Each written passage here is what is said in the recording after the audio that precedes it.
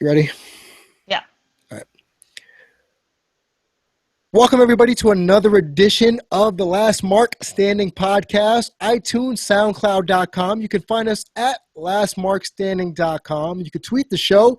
Yours truly, Damian Salty G at Dare to Be Damian. And my wonderful co-host, as always, the Marky Smark, Trina at the Marky Smark. What's up, Trina? Hi. Hey, guys. So, Late. yeah, late again as usual, but that's par for the course. It is. It really is. I am the late person. Mike Birbiglia has a joke about late people and early people and how they just are naturally enemies because late people just think differently than people who are on time. Really? So, in college and stuff, my friends would tell me a time for a party 30 minutes earlier, so I would get there on time. So it's like when they say CP Tom. Right. I mean, I don't, I'm revealing too much, I'm revealing myself to be one of those late people. It's I might get some hate from that. Okay. If I ever get married, please don't be late to my wedding, Trina. Please don't. No, yeah, look, and my parents are worse. When my brother got married, my sister-in-law was like, make sure your parents aren't late. And so I feel like that's the most angry I've ever been at my parents. I was like, we have to go right now. So for a wedding, go figure. Yeah. For your son's wedding. What was the reason they were late? Because they're just late all the time. They're late people. If you're a late person, you're a late person. If you're an on-time person, we don't understand each other. We're meant to always conflict till the end of time. So you want to know a little quick Damien secret? Oh God, are you a late person too? Yes, but I'm gonna tell you why it's ironic. Why? I was born premature. So you were early for something. Yeah, I was early to escape the womb at 5 months, but I'm late for everything else. But I hate when people make me late. Right. It's so Alex, used to be an on-time person, and now he's totally late all the time. Is that because of you? Yeah, it's just the way our family operates. But my sister-in-law, good for her. She's still trying to fight the good fight and still trying to be on time.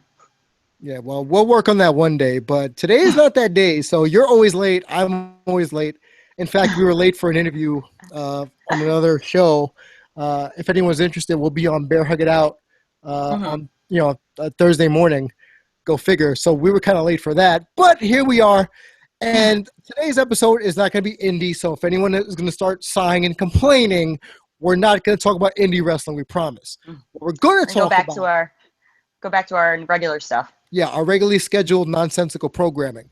But what we're going to talk about, and Trina and I were saying off air, SmackDown is whooping Raw's butt. I don't know how it's happening, but you have this supposed flagship program in Raw is getting stomped out, at least on social media, because last week's SmackDown wasn't that great, by SmackDown. And if you watch SmackDown last night, from beginning to end, even the BS matches were enthralling. Not even the whole Cena and AJ and Dean promo, which that's another story in and of itself. But something really caught Trina in my attention. And that thing is Mr. James Ellsworth. Why are we talking about James Ellsworth, you'd be wondering? Well, here on The Last Mark Standing, we try to go a little deeper, as you all know. And again, you can find us on Patreon at patreon.com/lastmarkstanding. So Ellsworth pops up randomly, and if you don't know who he is a Braun Strowman jobber #1, or otherwise known as Chin Balor to a few other people on Twitter. The Chinless Wonder. The Chinless Wonder. He's got the 2 fists. He's got the left and the right fist. He's ready to go. He showed up on SmackDown, ironically, in the main event briefly on SmackDown before Miz destroys him. But James Ellsworth headlined SmackDown. Main evented. He literally, for 5 seconds, main evented SmackDown. He got to hobnob with Daniel Bryan backstage and AJ Styles, albeit rather briefly, and by extension, Miz. So the question I'm posing to the audience and to Trina is, when was the last time, if ever, we were so invested as fans in a jobber more so than now with Mr. James Ellsworth. So, Trina, please educate the folks at home as to why. Well, why? Let me backtrack first. I would have to say probably the last time this happened. I mean, does this go back to like Barry Horowitz? Yes. But, like, we didn't do that. I think WWE did that. You know, like, or the 1-2-3 Kid. You know, like we go back to that. And so there's a history here of like jobbers turning into something special. For people who aren't up on the older stuff, look up Barry Horowitz, and then eventually what X-Pac, what he started as, and what he. Part of the reason I think that someone like James Ellsworth is famous is because of the internet, because he was the most memeable out of all the jobbers that we saw in the last couple weeks. Right. He was the perfect target. Well, why is he the perfect target, though? And we're going to go into like what I was telling you off air. Yes, that's the whole idea. Okay, so you know, because I was talking to you about how it sucks for all the other jobbers that we saw in the weeks after. I mean, one of them, the jobbers to Nia Jax, I think, is a protege of Cedric Alexander, and so these are, you know, a lot of these people are just, you know, local indie wrestlers, and some are, you know, have a legitimate chance to be in the WWE someday. And so, you know, it kind of sucks for them, these people who are working really, really hard, that one guy gets singled out as the one to meme, to be popular, to, you know, I think he started a Twitter because he got so popular, you know, because people were looking for like James Ellsworth's Twitter, and he had to create like real James Ellsworth or something like that to like pacify the internet crowd. So I don't know. It's an interesting thing. Like we live in an age where people look for things to meme immediately. You know, if you're watching a big event, like the Super Bowl or like the Grammys or the Oscars, like people are looking for the thing that they're gonna see on like Mashable the next day. And so obviously the internet wrestling community took James Ellsworth, and he was their jobber king. And I feel part of it is because he is the most like the weirdest looking. It's probably not the best like diplomatic way to put it, but you know, like the protege of Cedric Alexander, she looks like a wrestler. You know, like she is not like a female James Ellsworth. Like she looks like she could be in NXT right now. But Ellsworth, you know, he's got the weak chin. People say chinless. It's a weak chin. He has a very weak chin. He would do well with a chin implant. So he could take mine. Yeah, right. And so he has a weak chin. He's small. Like he was cowering. Like when, you know, Byron. I mean, he's the one that left an impression on us. You know, other jobbers came weeks after that. I think they held that gimmick for, I think, like 3 or 4 weeks. So we probably got a total of like 10, 12 jobbers that we saw. And yet Ellsworth is the one that shot to fame. And that's indicative of. Go ahead. Sorry. Yes. Yeah. And so what I was telling Damian is that I think it's because I think the internet chose the person that sort of represented them the most. You know, because it's like a self-hate sort of thing. It's like let's take the nerdiest guy and like make him the face of all the jobbers. You know, it's a weird thing. Like people are famous now for embarrassing things, like not like talented things, if that makes sense. You know what I mean? Like, well, yeah. Like you fall and it gets captured on camera and it goes viral. You're like suddenly a star. Yeah. And I'm laughing because that makes me sad as someone who's born, and you know how old I am, as someone who's born in the time frame I'm born in. Right. And I'm thinking, you know, back then it was like America's Funniest Home Videos was the reason, you know, was the way to make fun of those types of people or to get those people on television. Now all we got to do is just tune on YouTube or any streaming service, and you have person getting hit in the nuts, A, you know, person falling downstairs, B. So in the realm of wrestling, we take this guy, James Ellsworth, and you're right. He looks like he couldn't be a wrestler if he tried. He's got no chin. He's got no body. He's like the dude from the bowling league that scarfs down pizza and drinks about like a 6-pack a day.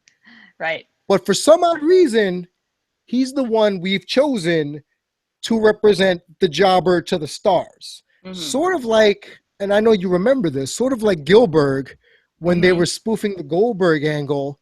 You know, Gilbert was this skinny, ball. He was pretty much an emaciated version of Goldberg. He was like a tattoo from Goldberg. Right. The complete opposite. And it made him endearing to the point where he was rewarded with a light heavyweight championship run. So would I be surprised if James Ellsworth? No. Yes. Would I be surprised if James Ellsworth gets the Cruiserweight Championship at some point, even if it's for a day? No, I wouldn't be surprised because you know what? That's going to sell T-shirts. Yeah. Well, I mean, you know, that's what sells. If you want to talk about what sells, I mean, we can talk about CM Punk a little bit later. But it's just, I don't see that happening because I feel like the WWE acknowledges like the internet and internet fans to as much as they want, like to their terms. So I almost feel like crowning Ellsworth would be too much of a present to the internet. And I don't feel like the WWE would do that. You know what I mean? It would be like too much of a nod of recognition. What do you say to the people that say Daniel Bryan was a nod to the internet? Well, he's a legitimate wrestler. You know, like he like has a back. He's not James Ellsworth. You know, like WWE has given us presents before, but they have to make sense. And I feel like that is not organic. There's nothing organic about that storyline at all, other than like the internet made this guy, and so we're going to give him the belt, and that's how frivolous this is. You know, okay, so it's so I get what you're saying, but part of me is thinking from a, and you know this from a marketing advertising standpoint. I could see them trying to cash in on James Ellsworth T-shirts or merchandise. You know, I mean, it's not as bad if he got a Cruiserweight Championship reign as let's say David Arquette winning the WCW World Heavyweight Championship. It's not as bad. If anything, at least he stepped in the ring. At least he's been a wrestler of sorts. Like, do we even know if he's trained to be a professional wrestler? Do we know this? Well, we're going to reveal our age because neither of us have like bought into the hullabaloo of James Ellsworth because neither of us know. Like if we had bought into the meme, we'd know everything about him. Like if we were 22, like we'd know what like his parents do for a living or whatever, you know, like they're probably jobbers too. Like he has a long lineage of being like jobbers. Like it's, you know, like so I don't know. I don't know if he's wrestled. But we covered indie wrestling last week, and I do know that there are a bunch of other people out there who are working really, really hard. I could be wrong. James Ellsworth could be somebody that's, you know, on the indie scene. I don't think so. But, you know, look, like it comes down to like, why is it him versus like the thousands of other people that are trying to make it in this business? But it goes back to what you were saying before. I think the reason why he was the chosen one, so to speak, is that he looks like a normal person. He's not built. He's not muscular. He's not tall. Right. So he fits the normal man, the real man or the normal human being. So, and again, part of it is he's memeable. Part of it is he looks the part. But there's got to be a reason other than that WWE decided to bring him back and make him a small but integral part of this week's SmackDown. Because the only other memorable thing about SmackDown was the opening stanza with Cena, with Ambrose, and with AJ Styles. So if you bookend them, we're talking about Ellsworth and not even about the fact that Dean is suddenly turning heel or that, like we talked, I think you and I talked about this on Twitter with other people, how AJ Styles looks like the prototypical heel champion from, let's say, Mid-South back in the day when they had territories. You know, and part of me is thinking, why the hell are we not talking about this as I'm talking to you? It's ridiculous. Why are we talking about James? Why did we spend however many minutes on James Ellsworth? Right. Why did we spend 10 to 15 minutes on James Ellsworth when we could have been talking about Dean Ambrose's heel turn? Right, because the sad thing is that probably was like the biggest pop that I gave all night. was Yeah. Ellsworth.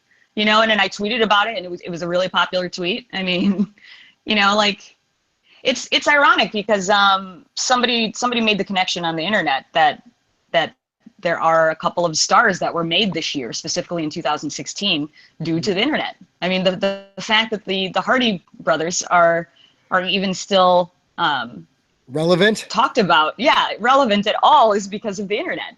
You know, and I haven't watched TNA ever, and I watched TNA this year because of the internet. Told me to watch Final Deletion. So Well, yeah, can I go on record and just say that for me, the MVP of Final Deletion is Senor Benjamin. That he, for me, he's the go-to guy because, I mean, yeah, it sucks he that should they actually used. be jobber number one. If anyone's jobber number one, it's Senor Benjamin. Senor Benjamin, who has been found. If anyone's curious, Right. they actually did He's find not him. missing. He's not decayed He's been either. He's just been found. Yeah. Okay, so let's switch off James Ellsworth really quick because I feel like the more we talk about him, the more annoyed I'm gonna get. So let me bottom line this for the folks at home. We here at The Last Mark Standing, we appreciate the entertainment value that James Ellsworth did. It brought him more than 15 minutes of fame. I'm sure he'll get some indie deals out of it. I'm even sure he'll get a licensing deal out of it. But he's not the end-all, be-all. I know internet. I know YouTube. You guys want to make the everyman a star. Not everyone can be a star, okay? Someone that looks like me probably wouldn't be a star in the wrestling ring, but James Ellsworth apparently is. But that does a disservice for anyone else who's been wrecking shop for 15 years, 20 years trying to make it. Like, prime example, you and I love Ty Dillinger, right? We love Ty Dillinger. Yeah. But he's not even getting a sniff on the main roster. And right. I mean, he's not even in the title hunt at all at NXT. Like, I just don't understand how he can come up to the main roster anytime soon, because I don't feel like he's been featured in NXT enough. So I don't know. It's really sad because you've turned me into a big fan of his. Yes. And he really has improved just as much as Alexa Bliss has. Oh, man. That's the thing. Like, people talk about Alexa improving, and he's improved just as much as she has. If you go to like February, January, like both of those two are like leaps and bounds better than they were. Oh, no. Last night when I watched her on SmackDown, I thought, you know what? The Harley Quinn gimmick, the fact that she essentially stole it, was brilliant on her part. We saw her at Backlash with the tinted hair and the tinted lips and whatever the case may be. And then she carried that over to SmackDown. And the fact that she's number one contender for the SmackDown Women's Championship, that's amazing because you and I talked about this a while ago, that she was the heir apparent to the Four Horsewomen. But people were saying, no, she's just too early. She didn't. What happened? There's a dog. Oh, I have. I'm not even looking at the camera right now. Oh, sorry. Okay. So who is it? It's Gizmo. Okay. Hey, Gizmo. Welcome to the show, by the way. Okay, bye. As he wags his tail. Right. But no, like I love the fact that, and I know a couple of people are going to take umbrage with me saying this. I love the fact that they rolled the dice on Alexa Bliss because you know what? She's a heel, and she's mastered facial expressions without going too over the top.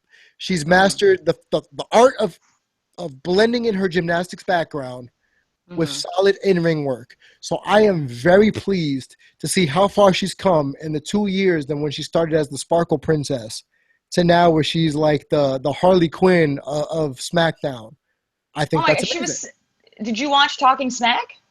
No, I haven't. But everyone told me about it. Everyone told me about it. You have to because, Daniel Bryan is starting to make a name for himself on Talking Smack as, like, the instigator. Like, he causes trouble. And that's why The Miz was yelling at him. And pretty much, like, every time he's on, he makes it a difficult interview. And so he was being difficult with Alexa, and she gave it right back. And the two of them were just, like, going at it. It was really, really fun to see. I tweeted out that Daniel Bryan is in reality now the Alpha Bella. Like he's been a Bella for so long, he's learned their ways, and now he is the top Bella. He's the Alpha Bella. He's Bella Bryan. Yeah, he's the mean girl. I mean, like he really, if you watch Talking Smack, like he really doesn't hold back. Like, it really makes you feel like he's just been hanging out with the Bellas and Total Divas, like, way too much. I hope Like, he's not. learned all his social interactions from them. I really hope not. I really hope that, and again, I'm not a big WWE reality show kind of person, but I really pray that down the road he's not going to turn into like Bella Bryan or Daniel Bella. I just can't see it. Well, it's funny because I think he only reserves it for talking smack. Like, he plays different parts for what he is, which is really interesting because I thought about that earlier today. I was like, I wonder what he's going to be remembered for, you know, like, because he's actually really good at being catty. Like, we're just going to ignore that when we think about his legacy, you know, like the American badass part of Undertaker, even though he's actually really, really good at it. But I mean, that I don't want to remember him as being like the top bitch on like Talking Smack, who like went toe to toe with Alexa Bliss. So. Side note, do you think that that Renee's useless on Talking Smack now? Not useless, but she definitely has lost a little bit of shine because Daniel Bryan has really like taken this spot. Yeah. He's really taken this opportunity, and you know, he instigates, he challenges people with questions, and you know, yeah. Yesterday she did feel like a third wheel because you know, Alexa's a very powerful presence, and she came on and she was dishing it, and DB was giving it right back, and it's like, you know, Renee like didn't really need to be there. Essentially, you could have just had a show with those two, and it would have been just fine. Yeah, I mean, they were. It was contentious, but I feel like at the same time, like they were on the same level. So I almost felt like if these two ever become best friends, like the world is doomed. Like they'll just be bitchy to everybody, and like, you know, I don't know. It was kind of amazing to see Daniel Bryan be so catty. It's kind of weird. Yeah, but he's really good at it. And then the thing is, if you go watch Cruiserweight Classic, he's really awesome at being Daniel Bryan, the announcer for Cruiserweight Classic. Like, none of that cattiness is apparent at all because it's a totally different situation. And so he turns into something else. Okay. You know, and then I think you also see a different character when he's GM. Really? Like none of that cattiness that you see on Talking Smack translates onto SmackDown. Well, a little bit. A little. I was gonna say a little bit. Yeah. A little bit when he's dealing with female superstars. Yeah, I did see it slip in there, and I was really annoyed with it actually, because that opening segment I felt like was just all around like too catty. Like you're gonna have 6 women in the ring. Like the obvious choice is to do like cat fight. And just like, come on. Let's this be is like ECW back in 1997, right, by the way. Exactly, so we don't have exactly. Yeah. So, but it's so interesting to see him play different parts. Okay, so beside Alexa and beside Ellsworth, what stood out to you? Because for me, SmackDown is whooping the crap out of Raw. So are you in the same boat as I am, or do you have a different feeling? No, I'm actually I'm in a different boat. I feel like, I mean, I think generally SmackDown is a better show from top to bottom. But I feel like the big moments on Raw have held up. You know, like after all the wrestling that I've seen in the last like 3 weeks, I'm still thinking about Triple H coming out and Kevin Owens winning the championship. Like that's the thing that still resonates with me. Like even though he's been champion now for 2 weeks, you know, like that moment like means so much, and it sticks with me. Like that's what I'm taking from the last month of wrestling, is like that moment. Kevin Owens being crowned champion. Yeah, and that's why I have to say that Raw at least like sometimes is competing because they provided big moments, like really big moments. Like it's a 3-hour show, and it sucks because like, you know, it's easy to get bogged down by the rest of the, you know, maybe 2 hours and 45 minutes that isn't that interesting. But Right. I think the moments that stick out are more interesting than the moments on SmackDown, if that makes any sense. You know, like AJ getting crowned was awesome, obviously, but like it just happened. Like he won. Like that's it. There wasn't a swerve. There wasn't like Triple H coming out. Like the Owens thing is like one of the most epic things in a while for me. Because I mean, it's just really, it was played out perfectly. Everybody played their parts perfectly. Everyone reacted perfectly. Like the internet appropriately went crazy. I mean, it just like it was just like lightning in a bottle. You know, You just think like so? everything was perfect. Yeah, I think so. Probably the last time before that for me was Seth Rollins cashing in at WrestleMania. Oh. Like in terms of like big moments that like stick with you for a while. Like if I sit here and like try and go through my wrestling memory, like there are just like a couple moments here and there that are still very vivid. And Kevin Owens winning the championship and Seth Rollins running out WrestleMania, those are really vivid for me. And I think John Cena coming back, I think like Memorial Day. I don't know. If I have to name all my like top 5 moments, it's I have to like really think about it hard. But that would be my argument. I think generally SmackDown is probably a better show top to bottom. But the thing that I remember most is Kevin Owens winning the championship. I felt like the opening segment on SmackDown was really interesting, though, yesterday. Okay. What did you think about that? Well, me personally, like I thought it was okay. When Cena is really locked in and he's he's bordering on Dr. Thugonomics with I'm the bad man here, you got to run through me. Mm-hmm. That's an entertaining Cena, because not for nothing, AJ was getting my nerves with the whole, I'm the champ that runs the camp. He said it like 5 times. And I'm thinking, did someone miss their cue to come out? Because why is he repeating the same thing 5 times? It's okay to say 3 or 2, but 5. But when Cena came out, he was locked in. He was serious. He didn't do the salute. He just went to the ring. He's like, I'm coming for that. I'm going tie Ric Flair. And I'm just like, oh, well, okay, John Cena. You do that. And then all of a sudden, and I knew Dean was going to pop out eventually. And then Dean pops out. And he's snarling. He is pissed. He is ticked. And this goes back to our socioeconomic episode about Dean. That's the Dean we wanted. That's the Dean that you and I like, that everybody else is probably going to say, where was this all this time? Because he doesn't have the belt, or because he just doesn't give an F anymore because he doesn't have the belt. And then when Cena hit him with that line about, oh, you've been soft since Stone Cold's podcast, I can't lie. I screamed out, ooh, when I heard that. That was an oh snap moment for sure. Yeah, to the point where, a non-wrestling fan was watching it with me, and they were just like, did he just crack on your boy Ambrose? And I'm thinking, yeah, he just cracked on my boy Ambrose. Yeah, it was really, jeez. What are you doing? It fell. Okay. It was really compelling to me, and I wanted it to like play out, like it really, like it resonated. It felt true. So it kind of sucked that it just got, it was only a brief moment in time. I feel like, we didn't get to see it play out the way it could have. Cause we only got like a taste of like what it would be like if Cena and Ambrose were really shooting on each other. Oh, man, I would so rather see shoots on people, like, honestly. And this goes back again to what you and I talked about people wanting shoots versus works. And it's but when there's a little bit of personal animosity, that makes for better television. That makes for better storytelling, because it's the same problem that I have with Miz versus Dolph, is that they're boys in real life. So how can I take this feud seriously when I know that they're friends in real life? Right.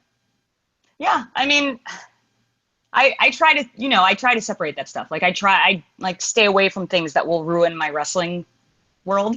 So I don't like specifically like look for friendships or whatever. I don't watch Total Divas because I don't want it to ruin my wrestling watching experience. And so I just try and like ignore it as much as possible and try and suspend my disbelief.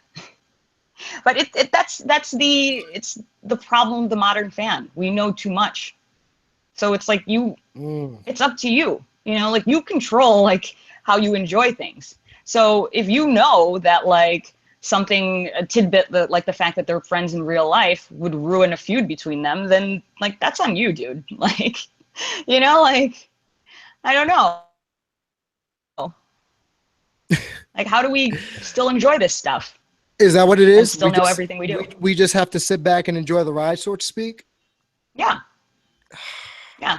I You know, guess. or find things that you do like. You know, like I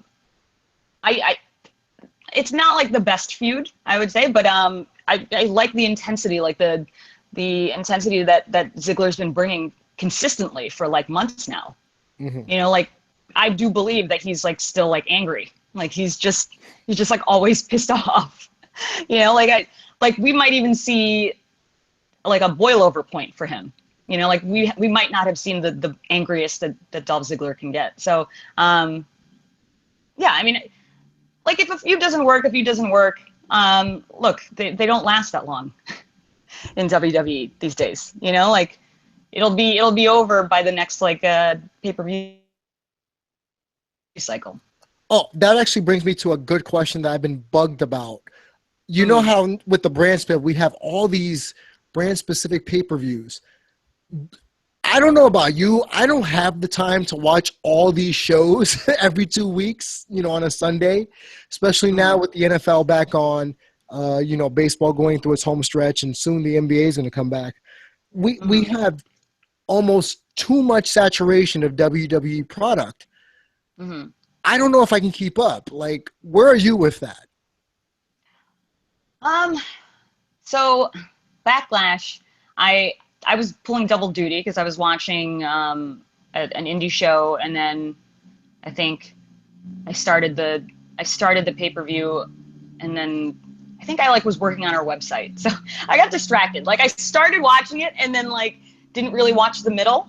Um, and so it's tough. Like I think you just pay less attention to it. You know, like I still watch the same amount of wrestling. I'm just not looking at it as critically because there's just so much. Like by the time you get to SmackDown, I noticed that I pay less attention to SmackDown because like by that point I'm already like there's a pay-per-view that's your fifth 6 hour of wrestling. And today even I felt like a little burned out on wrestling, even though we had the Cruiserweight Classic coming tonight.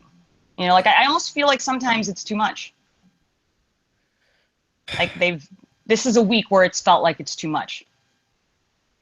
So I agree with you. That's not even a Mm-hmm. question for me, but it's more like I'm thinking now just we watch so much wrestling.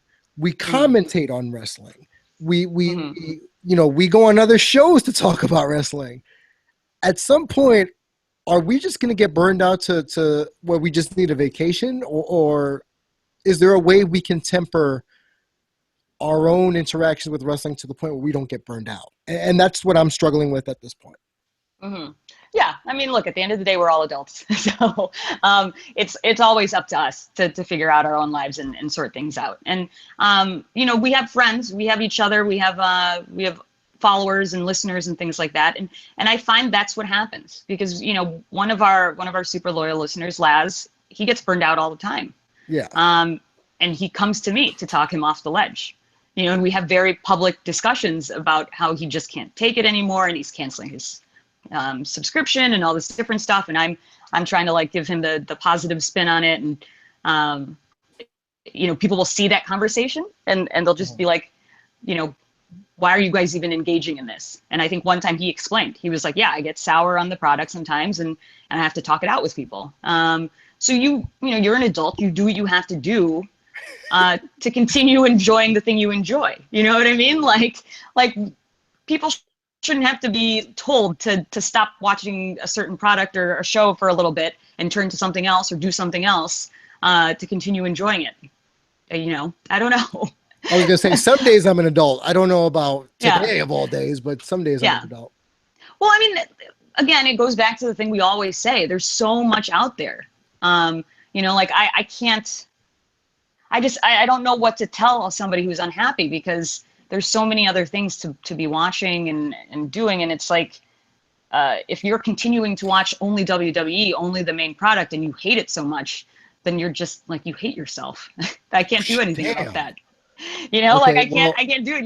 You're like inflicting harm on yourself and I can't do anything. So, you know, and so that's what Laz does. Like remind me that's never what to Laz let you does. Like be in we talk charge of a about it. hotline. Just a heads What up. was, Don't be in charge of a hotline because if you're gonna say oh, your life is a mess and whatever, don't yeah. be in charge of a hotline, please.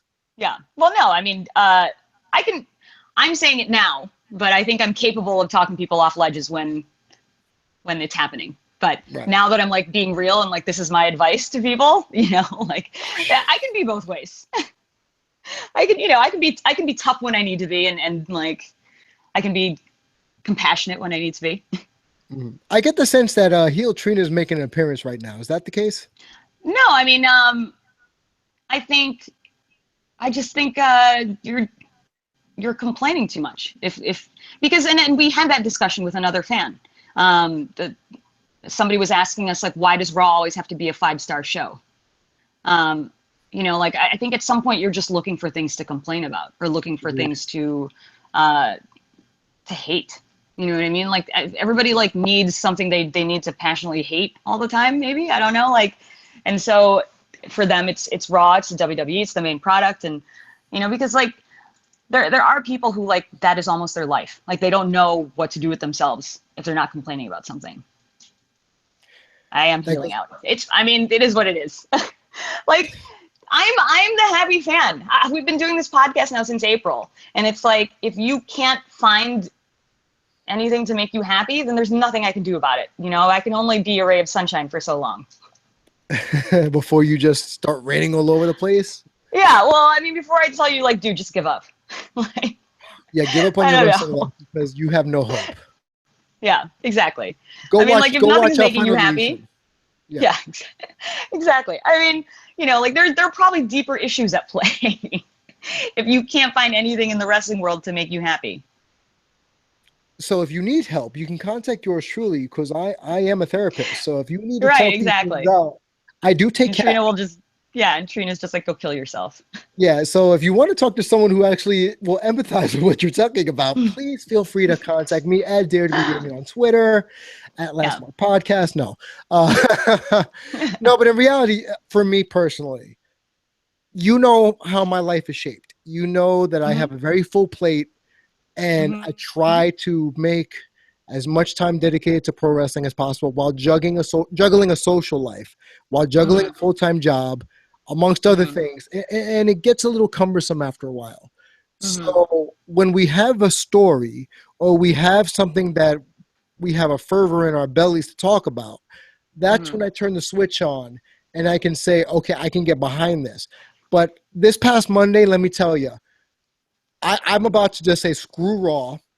I'm about to just go on Hulu on Tuesdays to watch bookend pieces of Raw because I got into this with a couple of other fans. They liked the women's segment. They liked the main event. Everything else in the middle was utter garbage to the vast majority of people I talked to. And that's what I felt. And again, you know me, I care about in-ring product. I don't really care about bells and whistles. But oh my God, it just seemed like hour 2 to hour 3, and even you commented on Twitter, hour 3 was dreadful until the main event. But well, it was weird because like I felt like Roman was just like in a rest hold the whole like for 20 minutes. And you know my like I rule felt like about if somebody wrestling. walked into the room in the 3rd hour, they'd just be like, "Why is that guy taking a nap?" Essentially, yeah, that's what it looked like. The Chinlock master while the other guy like spoons him from behind. There's an image I didn't need to see, but thank you. I'll always take it there. Don't worry. No problem. Yeah, Kevin Owens spooning Roman Reigns. So if anyone did a fan fiction out there, that's for you. But no, honestly, like me and my friend Albert, we have a drinking game. Whenever there's a rest hold, you have to take a shot. So, you know, Castle Rick has done that with me. So if you were watching the main event at Raw, and Mimi, I adore you, Mimi. I know you love the main event, but there was one too many rest holds for my liking. So that goes back to with my just displeasure of Raw, where is it a case of oversaturation because Raw's 3 hours versus SmackDown for me, which is just enough time to whet your appetite, or the Cruiserweight Classic to whet your appetite to make you want more, so you keep tuning in. I went to a Renaissance fair this past weekend. Yes, folks, I went to a Renaissance fair. Okay, deal with it. But it's fine. Yeah, the woman, we went to like this museum of torture. You know, essentially all these like weapons of torturing people for you know, the Crusades. Yeah, medieval times, something like that.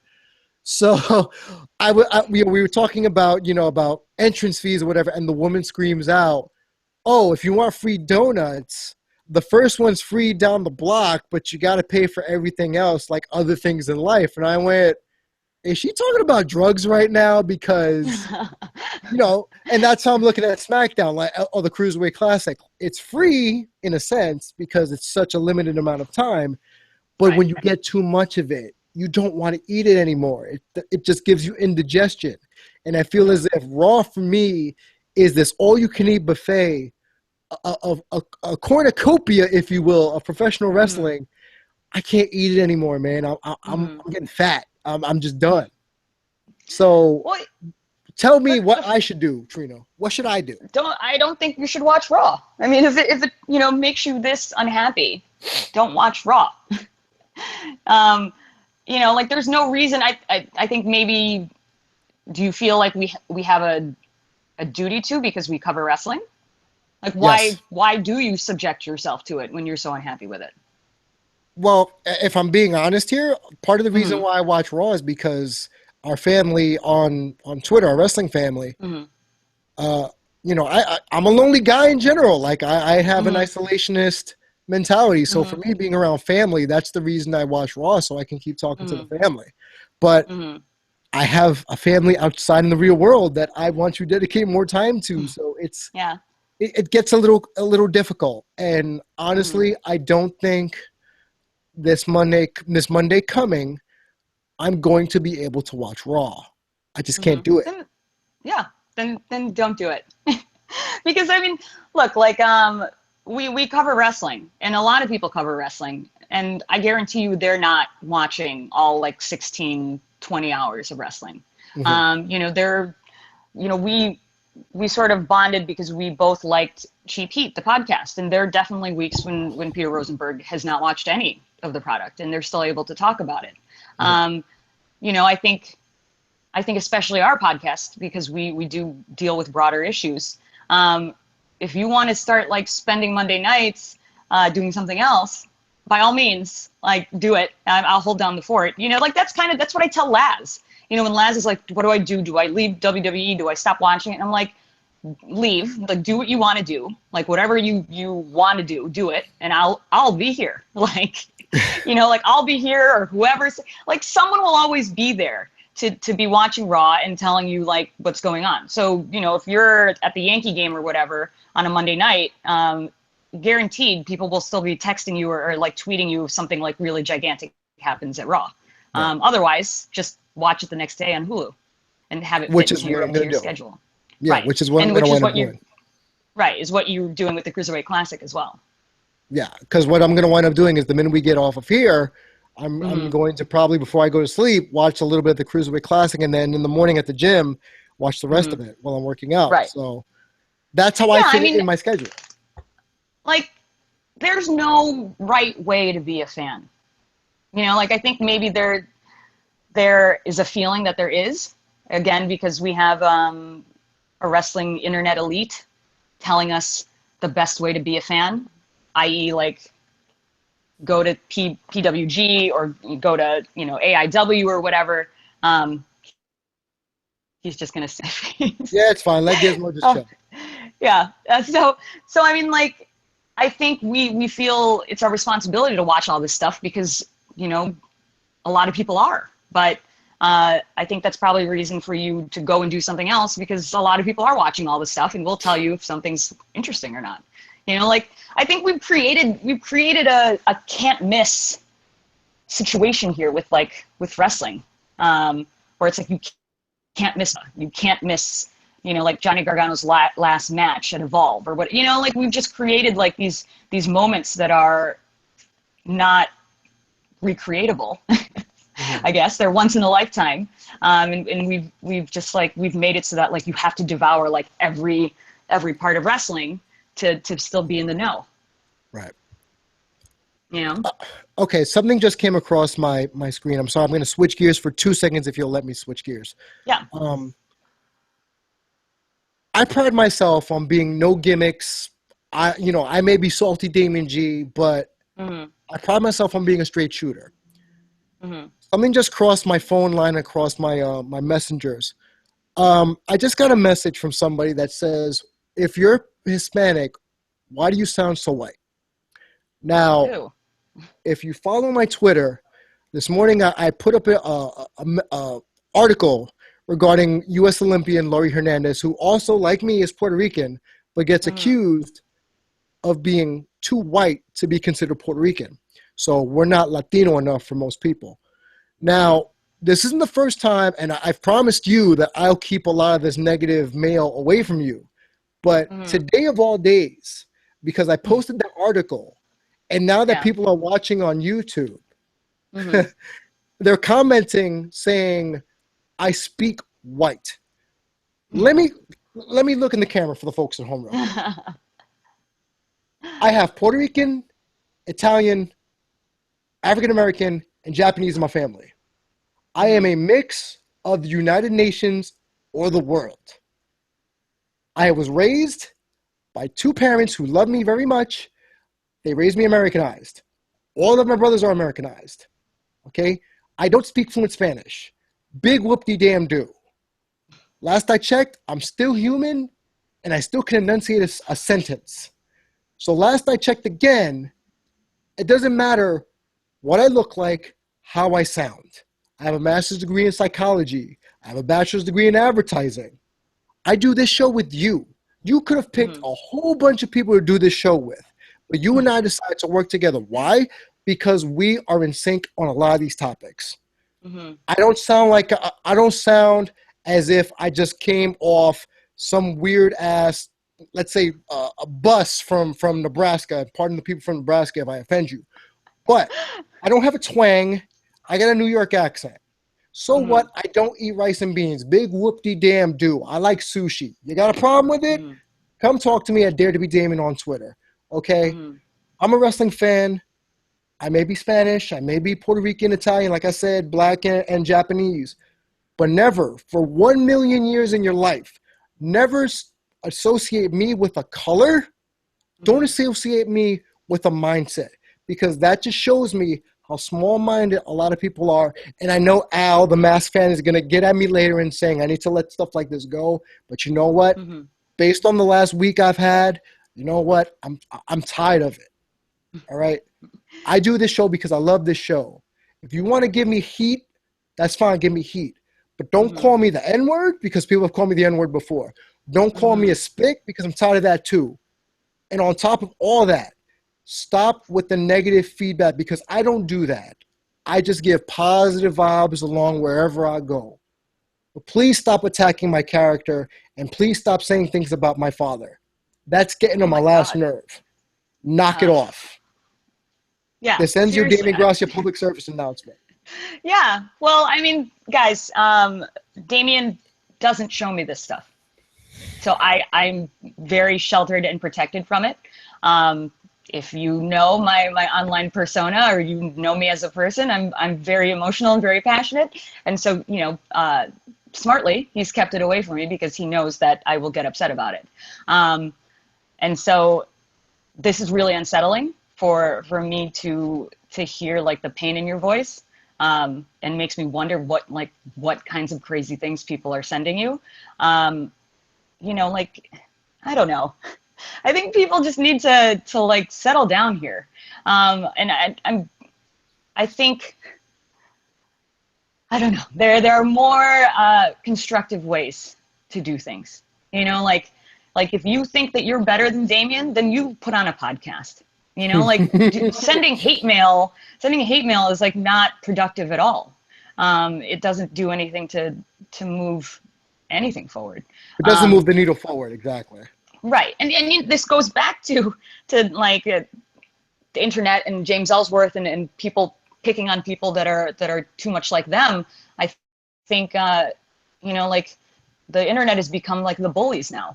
Like all the kids that were bullied like have found new power, and they're the bullies. Yeah. And like they can hide behind a screen and just send hate mail and all sorts of different stuff. Yeah.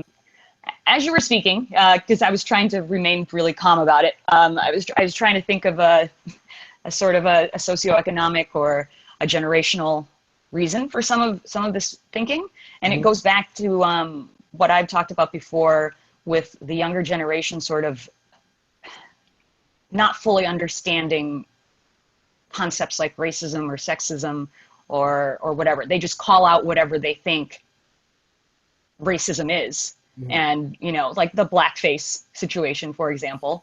Yeah. You know, so I could see, and I will probably get hate mail from this, a millennial who like is all about equal rights and not racist, like the, you know, thinking that like, but then at the same time criticizing someone like you or me for not being true to our roots and speaking too white. Yeah. You know, like it's weird. Like there's a because it's because they don't understand it correctly. You know what I mean? Like I feel like the people who are saying these things like don't understand like what concepts they're trying to push forward. You know, like they're just calling it as they see it, and you have to be really careful with things like that. And it's I don't know, you know, like I'm wondering what type of person would send this to you, you know, and so I'm thinking like, is it like someone older, or like is it somebody that's an immigrant? You know, I don't know. Like I try and connect with the type of people that are trying to do this to see their point of view and why they would be. Yeah. I mean, don't get me wrong. I'm fine now. Before I Can you was a hear lot me? more. Yeah, I can hear you. I Okay, was because my headphones died. oh, okay, but I can hear you, so don't worry about it. Yeah. I was a lot more fired up 10 minutes ago, 5 minutes ago. I'm a lot more calm now, so I can return you back to your regularly scheduled, Damian Salty G programming. But that goes back to what we were saying about the type of wrestling fan that we deal with. We Mm-hmm. deal with the fans who think, and again, we've talked about how our opinion really means nothing. Mm-hmm. Okay, Right. people like us because we bring up the big picture. Not a lot of shows do that, and I'm proud of that. But the thing that really irks me is that these are the types of people, and I know you said this, it's not really a spoiler that there's somebody at the Cruiserweight Classic being an Mm-hmm. uber douche. It goes Mm-hmm. back, and to some Heel Town even asked me about my interactions with the dude at Ring of Honor, the douche guy in the front at Ring of Honor that we talked about. They were asking me what did Mm-hmm. he look like because they think that might be the guy at Full Sail right now being a Really? douche. Yeah, so that's what I'm saying. Like, this is the war we're fighting, Trina. We're fighting, Yeah. and we told this to Bear Hug It Out. Like, it's a losing battle, but it's not even about fighting the war.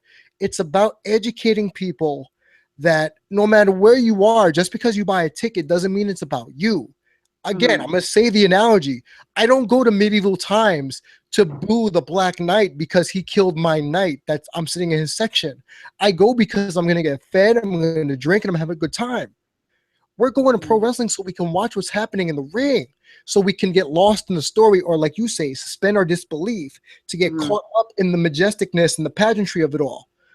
Mm-hmm. Where, at what point did the fan make it about them? Because even back in 1997, when I would go to the Elks Lodge to watch ECW, Mm-hmm.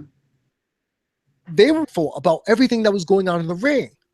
You fucked up was a chant, ha ha, or she's got herpes, ha ha ha. But Mm-hmm. when the action was going on, and watched it unfold. Mm-hmm. At what point now did it become okay? Because didn't someone from our interview today ask us, where's the line? Yeah. Where's the line? The line Yeah. is when you make it about you and everyone's looking at you like you got 10 heads. When you Right. go from being funny to being obnoxious, that's the line. And if you can't tell where in the line you're standing, you've probably walked over it. Mm-hmm. Um, it's tough because I think the impetus goes back on us to stop glamorizing things Mhm. and putting things over that probably shouldn't go over. You know what I mean? You know, part of the reason is that we laugh at the stupid stuff. So people Yeah. are like, "Well, I'll be stupid," and people are going to laugh at me. And so that's the kind of world that we live in now. That if you are a jackass, you could quote unquote become famous. Yeah. So you know, people are just putting themselves over, and so it's tough. Like let's just like look at ourselves as a society and try and do better. You know what I mean? Like don't allow people to hijack a show. You know, like I get decorum and like being diplomatic and not wanting to start a fight, but I think we're past the point of diplomacy. I think these aren't people who understand what respecting performers is about. They're not even thinking about that. That's not, you have to stand up for like for doing the right thing and like tell them to shut up. You know what I mean? Like we can't sit on our hands anymore. Tim Kale. Thank you, Tim We Kale. can't, yeah, we can't sit on our hands anymore because I think the more that we're complacent about it, the worse it's going to get. Right. You know, so I encourage now people to, if you see somebody like being a jackass at a show, like call them out. You know, like we can't let it go on. Like Yeah. it's got to be up to us. Like that really is what it's about. It's got to be up to us. Well, before we get out of here, I want to just be able to say a couple things. I want to say thank you to you for, we weren't going to record today, but it was one of those things where I needed to get some of this stuff out, and you allowed me the forum to do so. So I appreciate that for one. For two, I want to thank one of our new patrons, at Mike Welsh 1983. He actually claimed the reward, for being a one of our patrons. So we're giving him a shout out on our roll call. Shout out to Mimi as well, as always, for always being a part of the show. If you want to book the Last Mark Standing podcast to come on your show, slide in our DMs. And again, I don't know what that means. Someone had to explain it to me, and they said, "You live in New York. How do you not know what that means?" I get what it means now, but at the same token, how does that even correlate to what people? Anyway, Yeah. DM me, DM Trina, DM the site itself. At Last Mark Podcast, at Dare to Be Damian, at the Marky Smark. Let us know. We have open schedules to be able to appear on your show. We just did one tonight for Bear Hug It Out. It should be up tomorrow. We have, again, like I said, the Patreon, patreon.com/lastmarkstanding. We have a website. Yay! Lastmarkstanding.com. You can get tabs on all of our stuff, all of our past episodes. You can get the links to iTunes, SoundCloud, Patreon, one-stop shopping for all things Last Mark Standing.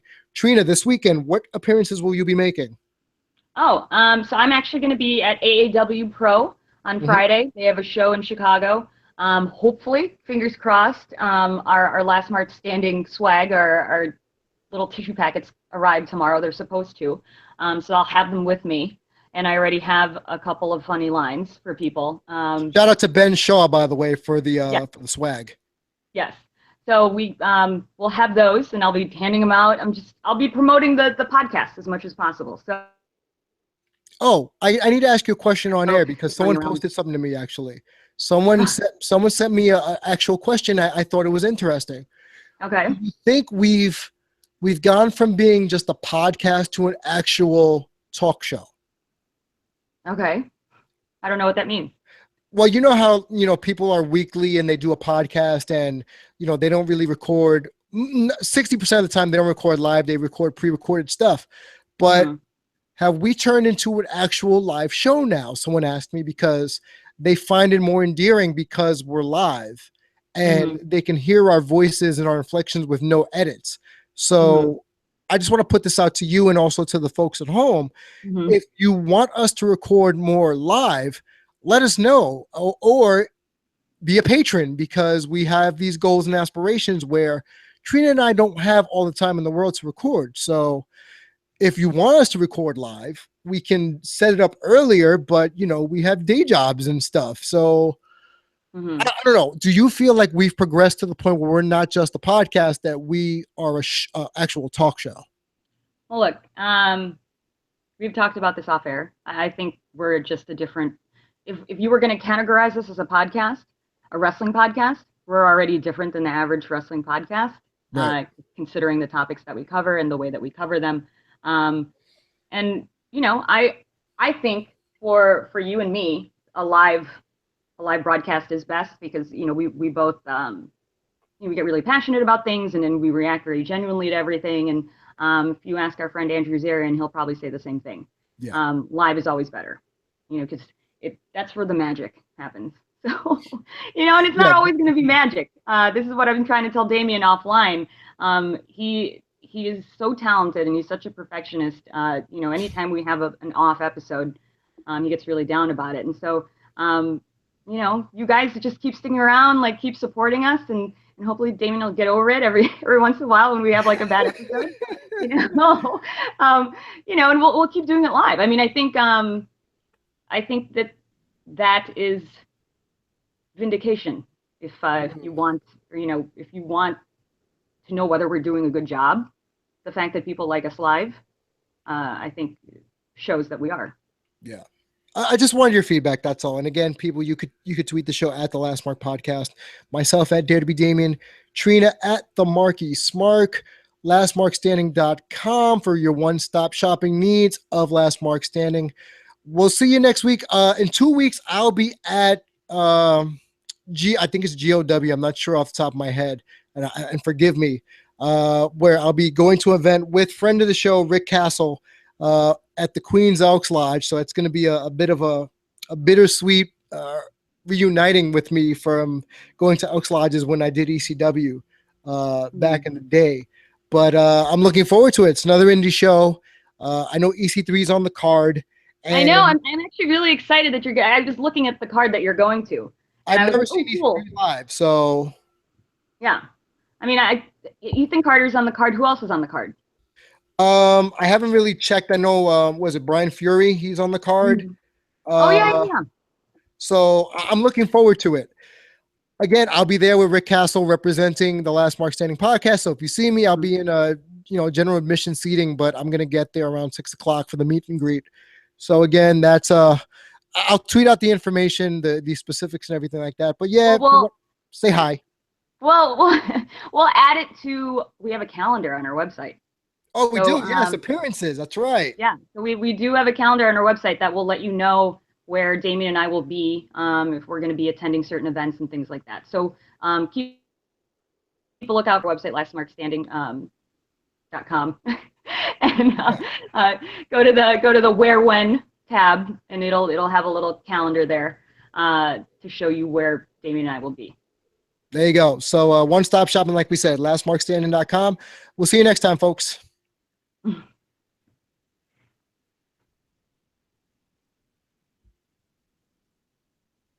We still